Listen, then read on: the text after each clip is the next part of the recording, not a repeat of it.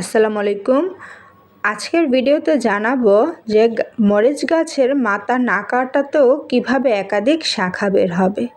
যে আমরা সাধারণত জানি মরিচ গাছের 10 থেকে 15টা পাতা হলে যদি মরিচ গাছের মাথাটা কেটে দেওয়া হয় তাহলে একাধিক শাখা বের হয়, মরিচ গাছ বড় হয়, এতে পরাগায়ন হবে, অনেক ফুল আসবে, ফুল থেকে অনেক মরিচ হবে। এগুলো তো আমরা সবাই জানি, তাই না? তবে মরিচ গাছের মাথা না কাটলেও যে পরাগায়ন হবে, একাধিক শাখা হবে, মরিচ গাছে অনেক ফুল আসবে, সেই পদ্ধতি জানাবো। গাছটি লাগানোর আগেই কাজ করতে হবে মাটিতে ব্যবহার করতে হবে ইউরিয়া, পটাশ, জৈব সার, গোবর সার। যখন এই সারগুলো ব্যবহার করা হয়ে যাবে তখন 3 থেকে 5 দিন পর মরিচ চারাটি লাগাতে হবে। লাগানোর পরে খুবই কম পানি দিতে হবে।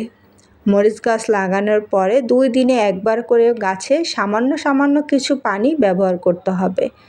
আর ঘরে থাকা এই যে একটি উপাদান ভাতের মাড়, এই ভাতের মাড়গুলো 5 দিন অথবা 7 দিনের জন্য রেখে পচিয়ে এরপর গাছে প্রয়োগ করবেন।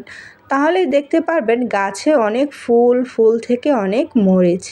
এই যে জৈব সার এবং ভাতের মাড়, এটা যদি নিয়মিত মরিচ গাছে ব্যবহার করা হয় তাহলেই কিন্তু গাছে একাধিক শাখা প্রশাখা আসবে, ফুল আসবে এবং গাছে কোনো প্রকার সংক্রমণ হবে না, কারণ এগুলো প্রাকৃতিক উপাদান, এর কোনো পার্শ্ব প্রতিক্রিয়া নেই।